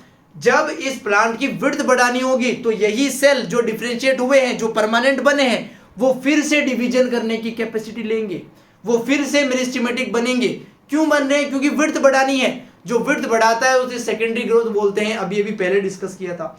ये जो परमानेंट बने थे ये वापस मेरिस्टेमेटिक बनेंगे और सेकेंडरी ग्रोथ कराएंगे, इसलिए इनको बोलेंगे सेकेंडरी मेरिस्टम। क्या परमानेंट से मेरिस्टम बन रहा है? मेरिस्टम से परमानेंट को तो डिफरेंशिएशन बोला है, तो परमानेंट से मेरिस्टम क्या बोलेंगे? D differentiation. तो सेकेंडरी मेरिस्टम किससे बनता है? डी डिफरेंशिएशन से बनता है। समझ में आया क्या? जब सेकेंडरी मेरिस्टम बन गया तो वो विड्थ को बढ़ाएगा, विड्थ बढ़ने के बाद वो फिर से परमानेंट होगा, बोलेगा फिर से मुझे कोई स्पेसिफिक फंक्शन दे दो, डिवीजन अब फिर से नहीं करना, एक बार लेंथ बढ़ाई डिफरेंशिएट हुआ, फिर विड्थ बना ली, फिर डिफरेंशिएट हो रहा है, डिफरेंशिएशन दोबारा हो रहा है, इसलिए इसे बोलते हैं रीडिफरेंशिएशन। उम्मीद करते हैं एक एक वर्ड एक एक प्रोसेस आपके सामने क्लियर है भाई।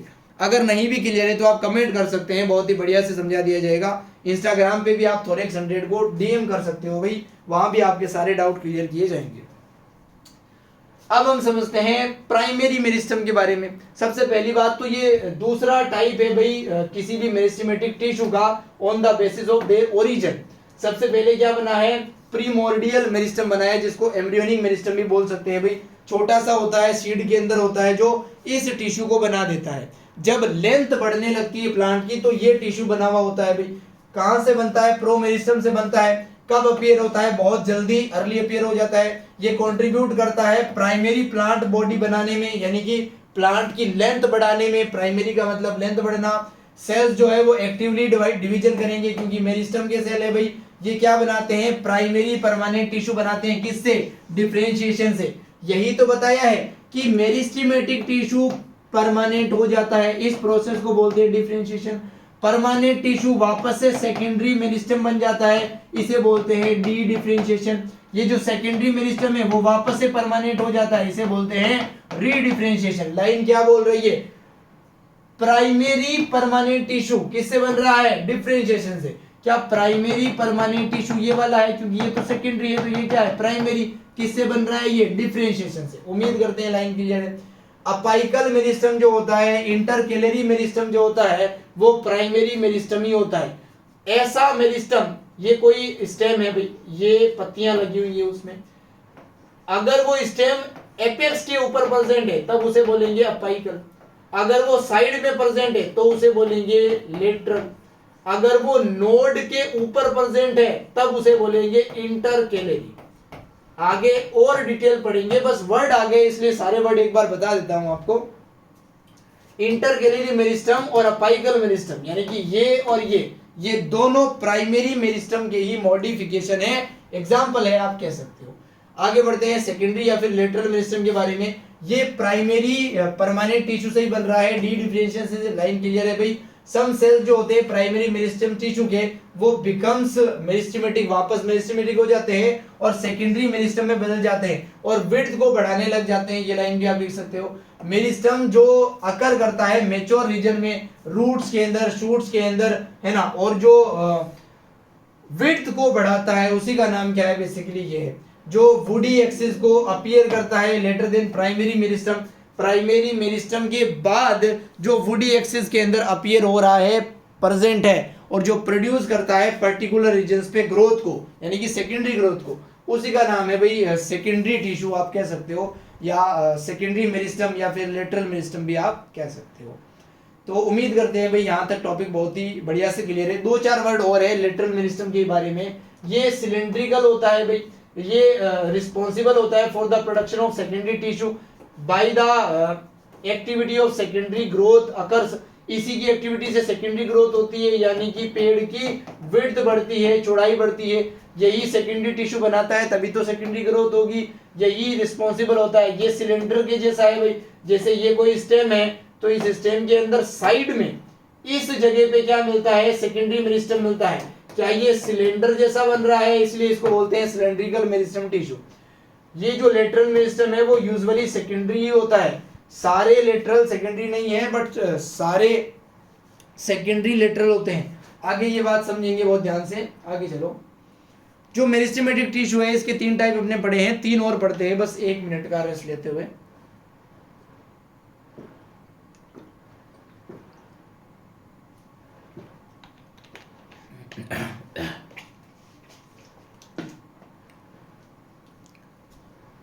अब हम समझेंगे मेरिस्टेमेटिक टिश्यू के ही टाइप्स, बट लोकेशन के बेसिस पे, लोकेशन के बेसिस पे समझ रहे हैं भाई।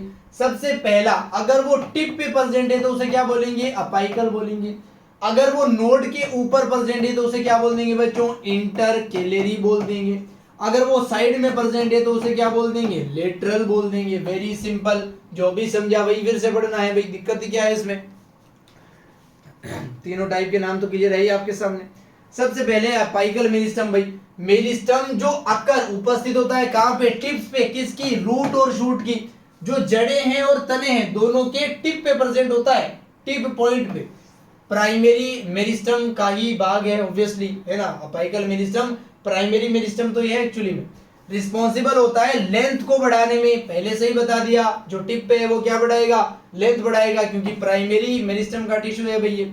रूट अपाइकल मेरिस्टम जिसको राम भी बोलते हैं, ऑक्यूपाई करता है टिप ऑफ द रूट, सब अपाइकल मेरिस्टम या फिर सब टर्मिनल रूप से। जैसे एक प्लांट का स्ट्रक्चर बना ही लेते हैं कुछ ऐसे, ये कोई प्लांट है भाई, ये जो बीच में लाइन है ये इसकी अर्थ है आप कह लो, इस शूट के टिप पे जो मिलेगा इसे बोलेंगे शूट अपाइकल मेरिस्टम, इस रूट के टिप पे जो मेरिस्टम मिलेगा इसे बोलेंगे रूट अपाइकल मेरिस्टम। राम और साम आप कह सकते हो, दोनों टिश्यू के नाम है भाई, है ना, दोनों ही प्राइमरी टिश्यू है, दोनों ही टिप पे है, दोनों ही अपाइकल है, दोनों ही लेंथ बढ़ाते हैं। शूट अपाइकल मेरिस्टम जिसको साम बोलते हैं अकर करता है distance most region of the stem, stem के सबसे दूर वाले रीजन पे, ये धरती के सबसे पास है, ये दूर है, ये दूर है, ये सबसे दूर है, यहाँ पे क्या मिलता है, साम मिलता है, शूट अपाइकल मेरिस्टम मिलता है। आगे बढ़ते हैं, चलो इतनी लाइनें ऑब्वियसली समझ में आ गई होगी, सिंपल सी लाइन है, जनरल सी लाइन है। जो अपाइकल मेरिस्टम है इसके भी 3 टाइप हो सकते हैं, एक तो है प्रोटोडर्म, एक है प्रोकैम्बियम, एक है ग्राउंड मेरिस्टम। ग्राउंड मेरिस्टम जब डेवलप होगा तो ये बना लेगा बच्चों ग्राउंड टिश्यू, क्या बना लेगा, ग्राउंड टिश्यू। जब प्रोकैम्बियम डेवलप होगा तो ये बना लेगा वस्कुलर कैम्बियम, क्या बना लेगा, वस्कुलर कैम्बियम, जिसके अंदर जाइलम फ्लोएम आते हैं। जब प्रोटोडर्म मैच्योर होगा, डेवलप होगा तो ये एपिडर्मिस टिश्यू बना लेगा, एपिडर्मल टिश्यू बना लेगा। इन टिश्यू को डिटेल में आगे पढ़ेंगे, जिससे ये टिश्यू भी जो इनके प्रो वर्जन है, पुराने वर्जन है, ये भी आपको क्लियर हो जाएंगे। सबसे पहले हमने प्रोटोडर्म के बारे में लिखा है, देखो क्या क्या लिखा है भाई, ये आउटर मोस्ट लेयर होती है, क्योंकि एपिडर्मिस आउटर है तो ये भी आउटर होगा। ये एपिडर्मल टिश्यू बनाता है, ये भी समझा दिया आपको। ये इंक्लूड करता है एपिडर्मिस को, रूट हेयर को, स्टेम हेयर को। एपिडर्मिस और एपिडर्मिस के मिलने वाले सारे स्ट्रक्चर एपिडर्मल टिश्यू से ही बनते हैं, जैसे कि स्टोमेटा हो गया, जैसे कि रूट हेयर हो गए, जैसे कि स्टेम हेयर हो गए। स्टेम हेयर को ही ट्राइकोइड्स बोलते हैं, तो अलग अलग स्ट्रक्चर के नाम भी पढ़ाएंगे उस टाइम आपको।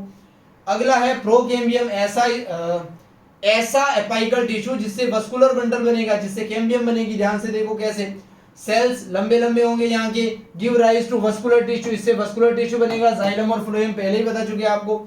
अगला है ग्राउंड टिश्यू।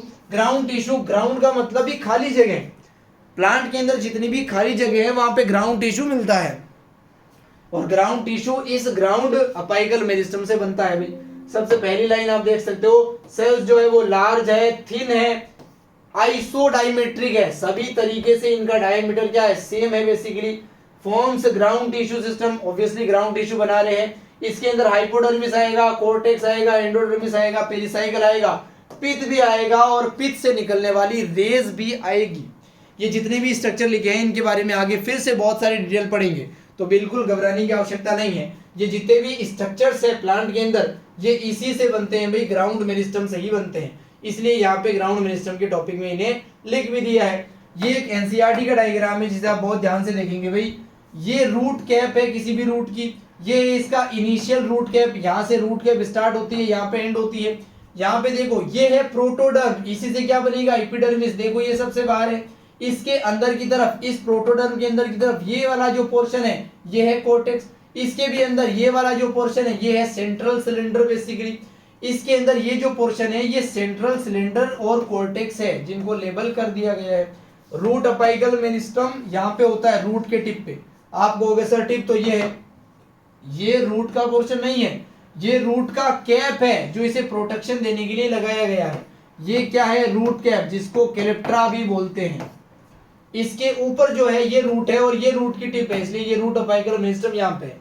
अगर शूट को भी देखो तो आपको दिखेगा कि यहाँ पे एक्सिलरी बड बन रही है, बहुत ध्यान से देखो। जो अपाइकल मेरिस्टम होता है, जो शूट अपाइकल मेरिस्टेमेटिक जोन है, ये वाला जोन, ये वाले सेल्स है, इन सेल के कुछ कुछ पोर्शन इन जगहों पे छूट जाते हैं। कहाँ पे, इन जगहों पे। वही पोर्शन क्या बनाते हैं, एक्सिलरी बड बनाते हैं, है ना। ये डिफरेंशिएटिंग वस्कुलर टिश्यू है भाई, जो डिफरेंशिएट हो चुका है, जो परमानेंट टिश्यू का पार्ट है अब।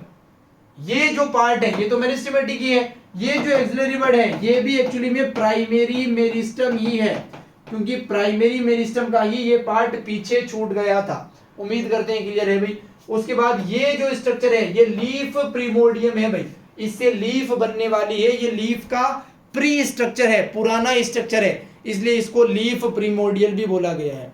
उम्मीद करते हैं एक एक लाइन बहुत ही अच्छे से आपको समझा पाए हैं, क्लियर कर पाए हैं, और आगे भी बढ़ते हैं बहुत ही जल्दी। तो इतना आप नोट कर सकते हैं आप।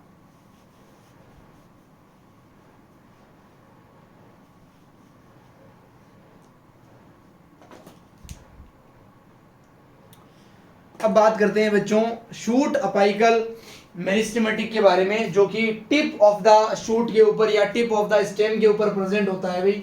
जैसे ये कोई स्टेम है भाई, इसके टिप के ऊपर टॉप पोजीशन पे यहां पे मिलेगा आपको शूट अपाइकल मेरिस्टेमेटिक टिश्यू। इसके बारे में लिखा है लीफ के फॉर्मेशन के टाइम, इलोंगेशन ऑफ स्टेम के टाइम, है ना, सम सेल्स जो होते हैं वो लेफ्ट बिहाइंड। जब लीव्स का स्टेम का इलोंगेशन हो रहा होता है तो कुछ अपाइकल मेरिस्टेमेटिक टिश्यू जो शूट पे है, शूट अपाइकल मेरिस्टेमेटिक टिश्यू, इसके सेल्स पीछे छूट जाते हैं, जो क्या बना देते हैं, शूट अपाइकल मेरिस्टेमेटिक टिश्यू बना लेते हैं। एक्चुअली में ये प्राइमरी टिश्यू का ही भाग है जो पीछे छूटने से बन गया है। यही क्या बन जाता है भाई, एक्सिलरी बड बन जाता है। कहने का मतलब फिर से समझा रहा हूं, ये कोई प्लांट है, इसकी टिप के ऊपर क्या है, शूट अपाइकल मेरिस्टेमेटिक टिश्यू है। जब ये प्लांट ग्रो करेगा तो इसके कुछ सेल यही रह जाएंगे और बाकी सेल ऊपर चले जाएंगे। जो ऊपर चले गए वो तो अभी भी शूट अपाइकल मेरिस्टेमेटिक टिश्यू ही है, लेकिन जो यहां पर रह गए वो बना लेंगे एक्सिलरी बड। क्या बना लेंगे, axillary bud. I hope it is clear. ऐसे बड जो प्रेजेंट होते हैं एक्सिस के ऊपर कैपेबल होते हैं किसी भी ब्रांच को बनाने में या फिर किसी भी फ्लावर को बनाने में। ये जो एक्सिलरी बड है ये फ्लावर भी बना सकती है, ये कोई ब्रांच भी बना सकती है। टर्मिनल बड भी होती है और एक्सिलरी बड भी होती है, दोनों ही शूट अपाइकल मेरिस्टम ही होती है। ध्यान से सुनो, अगर कोई बड यहाँ पे प्रेजेंट है तो ये है टर्मिनल बड, क्योंकि टर्मिनल पॉइंट पे प्रेजेंट है। यहां से कोई ब्रांच निकले, यहां पर कोई बड प्रेजेंट है तो इसे बोलेंगे एक्सिलरी बड, क्योंकि ये एक्सिस ऑफ द ब्रांच के ऊपर प्रेजेंट है। तो ये दो टाइप की बड है, वो भी आप देख सकते हो, दोनों ही शूट अपाइकल मेरिस्टम होती है। टर्मिनल बड तो एक्चुअली में शूट अपाइकल मेरिस्टम खुद ही है, और axillary bud left behind part of the shoot apical meristematic होती है। तो उम्मीद करते हैं एक एक लाइन एक एक वर्ड क्लियर है भाई, और आगे बढ़ते हैं। देखो हमने अभी तक समझा है अपाइकल मेरिस्टेमेटिक टिश्यू ए नंबर पे। अब हम समझ रहे हैं इंटरकैलरी मेरिस्टेमेटिक टिश्यू। जैसा कि मैंने बताया ये जो है वो नोड्स के ऊपर होता है और इंटरनोड के नीचे होता है। जैसे आपने शुगर केन का स्ट्रक्चर अगर देखा हो तो कुछ ऐसा स्ट्रक्चर होता है जिसमें जगह जगह पे नोड लगे होते हैं, गठाने लगी होती है। इन स्ट्रक्चर को बोलते हैं बच्चों नोड। इनके बीच का जो स्ट्रक्चर है इसे बोलते हैं इंटरनोड। क्या बोलते हैं, इंटरनोड। जो मैं आपको चीज समझा रहा हूं इंटरकैलरी मेरिस्टम के बारे में, वो नोड के तो ऊपर होता है और इंटरनोड के नीचे होता है, यानी कि यहाँ पर होता है जहां पे ऑरेंज कलर की पोजीशन बनाई है। ये क्या है, ये इंटरकैलरी मेरिस्टेमेटिक टिश्यू है भाई। तो इसके बारे में हम पढ़ सकते हैं। अगर इसका फंक्शन भी सुन लो, अगर किसी ग्रेजर ने, घास खाने वाले जानवर ने इस स्टेम को यहां से काट के खा लिया ऊपर से, तो ऊपर का shoot apical meristem, apical meristem तो चला गया। ये जो मेरिस्टेमेटिक है इंटरकैलरी मेरिस्टेमेटिक टिश्यू, ये उसकी लेंथ को बढ़ाएगा, उस प्लांट की लेंथ को। ऐसा प्लांट जो कट हो चुका है by the eating of grazers, उसकी लेंथ को बढ़ाएगा भाई। ये अकर्स करता है मोनोकोट के अंदर, है ना, remover part by the grazing herbaceous. ये कहां पर मिलेगा, इंटरकैलरी ग्रासेस के अंदर, क्योंकि ग्रासेस को ही ग्रेजर्स खाते हैं बेसिकली। ये अपाइकल मेरिस्टेमेटिक टिश्यू और इंटरकैलरी मेरिस्टेमेटिक टिश्यू दोनों ही प्राइमरी मेरिस्टम है भाई। जैसा कि पहले भी जब प्राइमरी मेरिस्टम पढ़ा था तो नीचे वर्ड भी लिखे थे अपाइकल मेरिस्टम और इंटरकैलरी मेरिस्टम, तब भी बताए थे दोनों के बारे में, और फिर से वही लाइन आ रही भाई। ये अपीयर होते हैं early of the plant life, है ना, और कंट्रीब्यूट करते हैं प्राइमरी प्लांट बॉडी को बनाने में। क्योंकि प्राइमरी टिश्यू है इसलिए पहले अपीयर हो रहे हैं और प्राइमरी ऑर्गन्स को बना भी रहे हैं। लेटरल मेरिस्टम वो मेरिस्टम है जो साइड में प्रेजेंट होता है और विड्थ को बढ़ाता है बेसिकली। इस मेरिस्टम की डिटेल अगर आपको पता है तो लेटरल मेरिस्टम अकर करता है लेटरल साइड में, यानी कि लेटरल साइड में प्रेजेंट होता है किसी भी प्लांट बॉडी के, विच शो सेकेंडरी ग्रोथ, जो सेकेंडरी ग्रोथ कराता है, विड्थ को बढ़ाता है डाइकोट के अंदर। एक्टिविटी जो है लेटरल मेरिस्टम की वो इंक्रीज करती है गर्थ या फिर थिकनेस या फिर विड्थ भी लिख सकते हो इसे। जनरली ये लेटरल मेरिस्टम जो है कैसे होते हैं, सिलेंड्रिकल होते हैं। अभी अभी सिलेंड्रिकल वर्ड भी बताया था पीछे जब समझाया था। Lateral meristem are both primary and secondary. इस लाइन को समझाऊंगा मैं कि जो लेटरल मेरिस्टम है वो प्राइमरी और सेकेंडरी दोनों हो सकता है। लेटरल का मतलब है जो साइड में प्रेजेंट हो, प्राइमरी का मतलब है जो पहले बने, सेकेंडरी का मतलब है जो बाद में बने। लेटरल के 3 एग्जांपल है आपके सामने, इंट्रावेसिकुलर कैम्बियम, इंटरवेसिकुलर कैम्बियम और कोर्क कैम्बियम। इन तीनों वर्ड को अभी समझाएंगे, डोंट वरी एट ऑल। पहले एक बार ये देख लो, अपाइकल मेरिस्टम जो एपेक्स पे प्रेजेंट है यहाँ पर, इंटरकैलरी जो ये रही नोड इसके ऊपर प्रेजेंट है ये वाला, लेटरल मेरिस्टम जो साइड में प्रेजेंट है ये वाला। ये एनसीईआरटी का डायग्राम में भी। अब यहाँ पर आप समझेंगे कि लेटरल और सेकेंडरी का मतलब क्या है एक्चुअली में। जैसा कि मैंने पिछली स्लाइड पे आपको दिखाया कि लेटरल मेरिस्टम प्राइमरी और सेकेंडरी दोनों हो सकते हैं। जितने भी सेकेंडरी मेरिस्टम होते हैं वो सब लेटरल तो होते ही होते हैं, जितने भी सेकेंडरी मेरिस्टम होते हैं वो लेटरल तो होते ही होते हैं। All secondary meristem are lateral but all lateral meristem are not secondary. समझ में आया क्या? अभी आएगा, ध्यान से सुनो। सेकेंडरी मेरिस्टम क्या है? जो बाद में बनता है। जो बाद में बनता है वो लेटरल, यानी कि वो विड्थ तो बढ़ाएगा ही बढ़ाएगा, वो साइड में प्रेजेंट तो होगा ही होगा, बट जो साइड में प्रेजेंट होगा वो बाद में बने ये जरूरी नहीं है। सेकेंडरी का मतलब है जो बाद में बने, लेटरल का मतलब है जो साइड में प्रेजेंट हो। जो सेकेंडरी मेरिस्टम है जो बाद में बना है वो हमेशा साइड में ही प्रेजेंट होगा, बट जो साइड में प्रेजेंट है वो हमेशा बाद में नहीं बनेगा, क्योंकि साइड में पहले से एक टिश्यू प्रेजेंट रहता है। ध्यान से सुनो, जैसे मैं बना ही देता हूं आपके सामने। ये बनाया मैंने येलो कलर से फ्लोएम, इधर भी बनाया मैंने येलो कलर से फ्लोएम। ये क्या बना रहा हूं बच्चों? ये फ्लोएम है, ये फ्लोएम है। इनके अंदर ग्रीन कलर से बना देता हूं मैं जाइलम। ये बनाया है मैंने जाइलम। क्या बना दिया बच्चों? ये बनाया है जाइलम।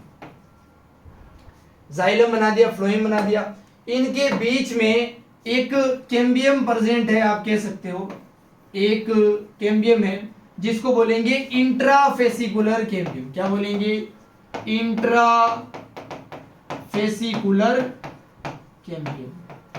ये जो कैम्बियम है ये प्राइमरी टिश्यू है और ये सेकेंडरी ग्रोथ कराता है। दिमाग का दही होगा यहां पर। प्राइमरी टिश्यू है क्योंकि पहले बन जाता है, सेकेंडरी फंक्शन कर रहा है क्योंकि विड्थ में ग्रोथ करवा रहा है। बात समझ में आएगा? ये सेकेंडरी फंक्शन कर रहा है, खुद सेकेंडरी नहीं है। जो सेकेंडरी फंक्शन करता है उसी को बोलते हैं लेटरल। क्या बोलते हैं बच्चों? लेटरल। ये खुद प्राइमरी है बट फंक्शन कैसे कर रहा है? लेटरल की तरह फंक्शन कर रहा है। इनके बीच में जो फेसिकुलर कैम्बियम बनेगी इसे बोलेंगे इंटर फेसिकुलर कैम्बियम। ये इंट्रा है, ये इंटर है। जो इंट्राफेसिकुलर कैम्बियम है वो प्राइमरी होती है, बट जो इंटरफेसिकुलर कैम्बियम है ये सेकेंडरी ही होती है। आप इस वर्ड से कंफ्यूज मत होना, मैंने लिखा है सेकेंडरी फंक्शन, ये ओरिजिन में सेकेंडरी है। आप चाहो तो इस वर्ड को हटा दो भाई, ये केवल फंक्शन सेकेंडरी करती है जिसको लेटरल फंक्शन भी आप बोल सकते हो भाई। ये सेकेंडरी ओरिजिन की फॉर्म में होती है, ये बनती ही बाद में है, ये बनती पहले है। बात समझ में आई क्या? ये दोनों ही क्या है बच्चों? ये दोनों ही वस्कुलर कैम्बियम है। ये दोनों ही वस्कुलर कैम्बियम है। वस्कुलर कैम्बियम वो होती है जो विड्थ बढ़ाती है। समझ में आया क्या? ये दोनों ही विड्थ बढ़ाती है। ये भी लेटरल मेरिस्टम की तरह विड्थ बढ़ा रही है और ये तो है ही लेटरल। समझ में आया क्या? पेड़ों के अंदर जो चौड़ाई बढ़ाते हैं, विड्थ बढ़ाते हैं, वो 2 टाइप के कैम्बियम होते हैं बेसिकली। चलो दोनों टाइप भी आपके साथ डिस्कस कर ही लेते हैं ना, दोनों टाइप भी आपके साथ डिस्कस कर ही लेते हैं। इसी स्लाइड को मैं इरेज कर रहा हूं और फिर से बना रहा हूं आपके सामने थोड़ा अच्छे से, है ना।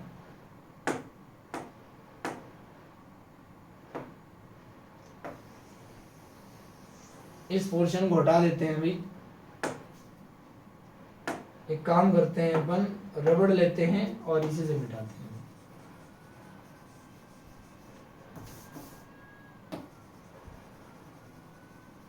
ऑल क्लियर के फीचर से जो पीपीटी का लेआउट है वो भी इरेज हो रहा है ना, क्योंकि हम आपको पीपीटी पे पढ़ा रहे हैं भाई, आपको पीपीटी एज ए पीडीएफ भी देनी है, इसलिए पीपीटी पे पढ़ा रहे हैं। अगर व्हाइट बोर्ड पे पढ़ाए जनरली तो जरूरत नहीं होती है ऐसे इरेज करने की, है ना।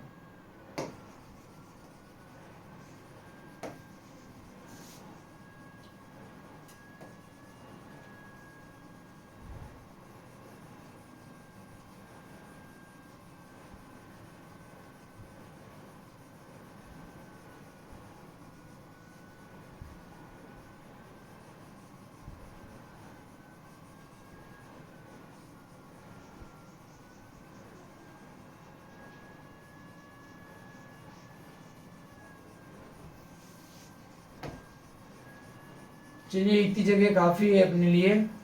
एक डायग्राम बना देते हैं जिसमें चीजें और क्लियर हो, इसी इंटर और इंट्रा से रिलेटेड, है ना। अब ध्यान से देखना आप,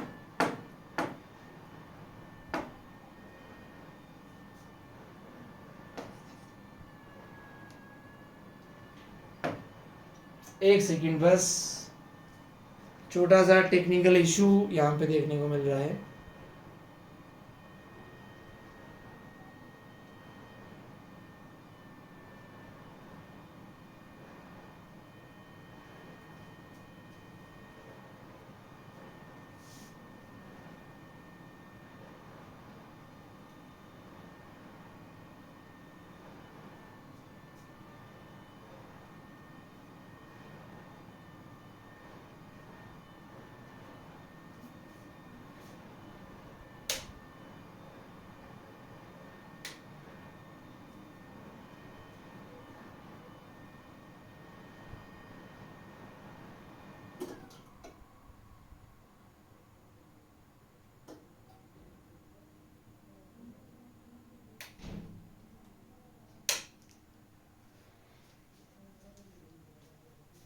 very very sorry for the inconvenient, but light जा चुकी है।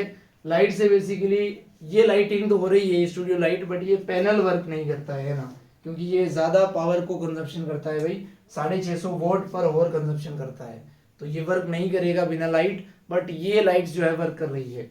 हम वेट कर लेते हैं थोड़ा, और इन्वर्टर से भी ऑन करके देखते हैं। थोड़ी देर तो चली जाएगा इन्वर्टर से, जब तक ये लेक्चर कंप्लीट कर लेते हैं हम। बट नहीं भाई, पूरी स्टूडियो लाइट ही बंद हो गई है, ये वर्क नहीं करेगा इन्वर्टर से, और लाइट का भी कुछ पता है नहीं, इसलिए हमें वीडियो यहीं पे क्लोज करना पड़ेगा। और इसके आगे का पोर्शन भी हम शूट करके इसी में अपलोड कर देंगे, डोंट वरी एट ऑल। तो थैंक यू सो मच, मिलते हैं नेक्स्ट लेक्चर में, या फिर इसी का अगला पोर्शन आएगा वो भी शूट करके डाल देंगे, इसी में अटैच करके डाल देंगे, है ना।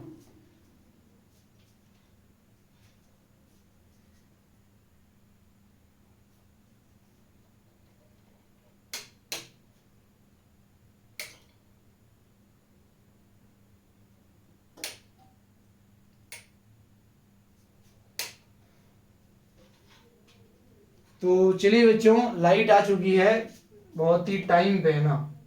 1 ही मिनट के लिए गई थी हमारा वीडियो ही बंद करवाने के लिए, तो मिशन सक्सेसफुल है उनका, वीडियो बंद हो गया था, है ना। लेकिन आपकी दुआओं से लाइट भी बहुत जल्दी आ गई भाई, और वापस कंटिन्यू करेंगे अपना लेक्चर।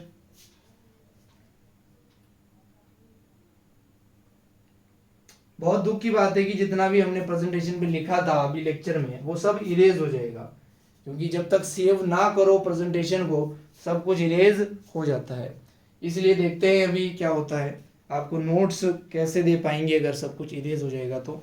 बहुत कोशिश की थी लेक्चर को टाइम पे समाप्त करने की, बट रूरल एरिया है अपना, है ना, इसलिए लाइट यहाँ पे टाइम पे रहती नहीं है, अभी क्या कर सकते हैं, कुछ भी हाथ में नहीं है।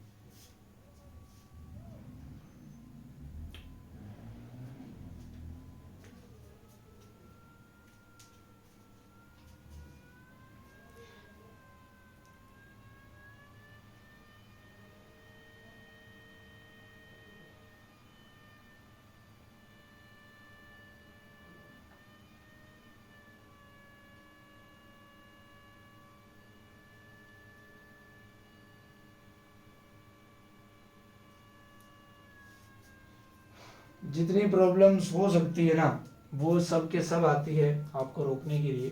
जब भी आप कोई काम करते हो ना स्टार्ट, जितनी हो सकती है सबके सब आती है, लेकिन फिर भी अगर आपके अंदर वो जुनून है कि रोक सको तो रोक लेना, तभी आप कुछ कर पाओगे।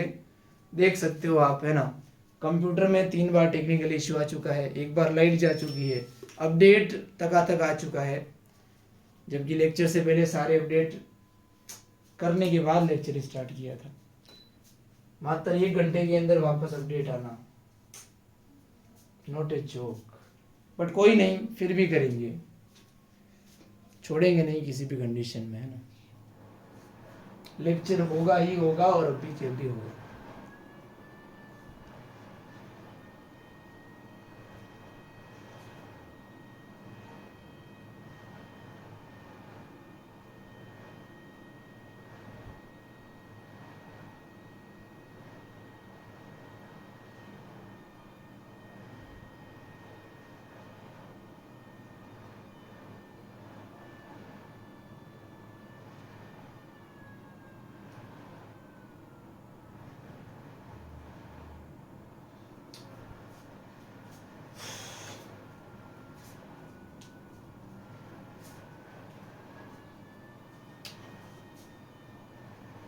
तो ये अपना ओपीएस ऑन हो रहा है अभी आप ही के सामने।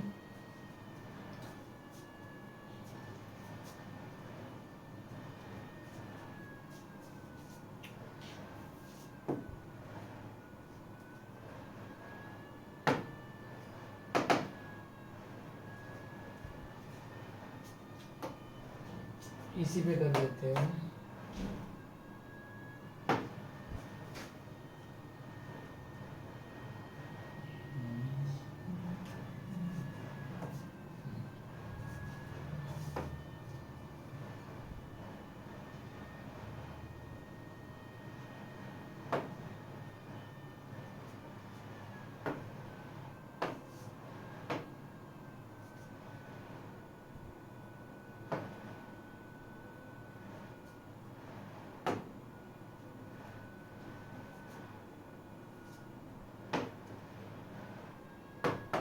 क्या पता आपने जो भी लिखा था वो सेव हो जाए।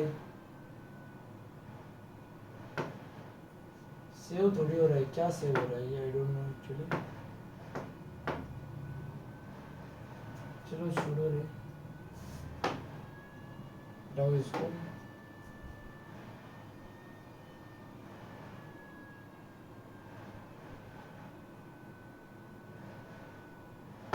इंपोर्ट ही करते हैं, अगेन नहीं हो रहा कुछ सेव।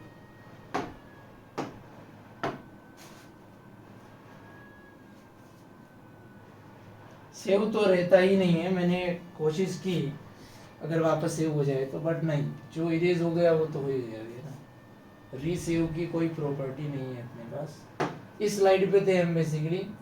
चलो आप लेक्चर को रीवॉच कर लेना भाई, और पॉज करके नोट कर लेना, क्योंकि इतने प्रॉब्लम्स के बावजूद आपके लिए लेक्चर शूट हो रहा है, तो इतनी रिस्पॉन्सिबिलिटी तो आपकी भी बनती है भाई कि लेक्चर को थोड़ा सा रिवाइड करके आप नोट डाउन कर ले, क्योंकि नोट्स प्रोवाइड हो ही नहीं पाएंगे। जो टॉपिक बचा है वो जल्दी से कवर अप करते हैं, क्या पता लाइट फिर से चली जाए, है ना। तो देखो, ये हमने बनाया था क्या, फ्लोएम। ये हमने बनाया था क्या, फ्लोएम। ये क्या है बच्चों, फ्लोएम है। चलो ये डायग्राम तो छोड़ो, मैं अलग तरीके से बता देता हूँ आपको, छोटे डायग्राम की फॉर्म में, है ना। छोटे डायग्राम की फॉर्म में हम देख लेते हैं इस चीज को।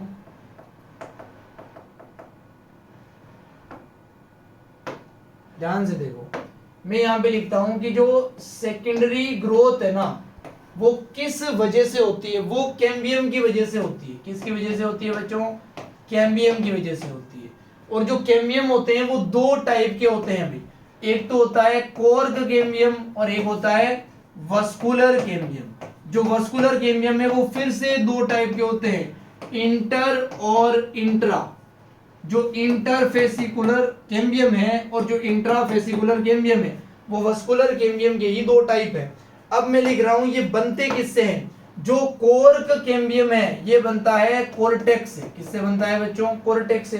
कैसा होता है ये लेटरल होता है भाई साहब, क्योंकि देखो जो सेकेंडरी ग्रोथ करा रहा है वो 100% लेटरल तो होगा ही होगा। अब नीचे लेटरल फिर से नहीं लिखेंगे, क्योंकि लेटरल तो है ही है, ये तो फिक्स हो गया, ऊपर ही लिख दिया लेटरल। जितने नीचे लिख रहे हैं वो सब लेटरल है। बनते किससे हैं वो लिख दिया भाई, कोर्टेक्स से बनते हैं। ये किससे बनता है इंटर, ये बनता है मेडुलरी रेज से। किससे बनता है बच्चों, मेडुलरी रेज से। जो इंट्रावेसिकुलर कैम्बियम होता है ये बना हुआ ही रहता है, ये बनता नहीं है, इसलिए ये प्राइमरी मेरिस्टम से बनता है। बात समझ में आया क्या? क्या ये सब सेकेंडरी मेरिस्टम है? नहीं, क्योंकि ये कैसा है, प्राइमरी मेरिस्टम। क्या ये सब लेटरल है? यस, क्योंकि ये सेकेंडरी ग्रोथ करवाते हैं। क्या ये सब सेकेंडरी है क्या? नहीं, क्योंकि कुछ प्राइमरी भी है। क्या ये सब लेटरल है? यस, तो सभी लेटरल सेकेंडरी नहीं है, कुछ प्राइमरी भी है। सभी लेटरल सेकेंडरी नहीं है, all lateral meristem are not secondary. सभी लेटरल सेकेंडरी नहीं है, कुछ प्राइमरी भी है। बट सभी सेकेंडरी जो है वो सभी लेटरल है भाई। सभी सेकेंडरी कौन कौन से हैं? ये वाले, ये सभी सेकेंडरी है, ये तो प्राइमरी है। सभी सेकेंडरी जो है वो लेटरल तो है ही है, बट जो सभी लेटरल है वो सेकेंडरी नहीं है, क्योंकि कुछ प्राइमरी भी है। आई होप दोनों लाइनें समझ में आ गई है। इन्हीं लाइनों को समझाने के लिए ये फ्लो चार्ट आपके सामने बनाया है। तो उम्मीद करते हैं भाई आज का लेक्चर आपको समझ में आया है। इसके अंदर हमने नया चैप्टर स्टार्ट कर दिया, जिसके अंदर हमने टिश्यू समझा है, एनाटॉमी समझी है, और मेरिस्टेमेटिक टिश्यू के कुछ जनरल बेसिस पे टाइप समझे हैं। इसके बाद एनसीईआरटी का अगला पोर्शन हम कवर अप करेंगे नीट के सिलेबस को टारगेट करते हुए। तो थैंक यू सो मच यहाँ तक बने रहने के लिए। चिल देन, मिलते हैं नेक्स्ट लेक्चर में। बाय।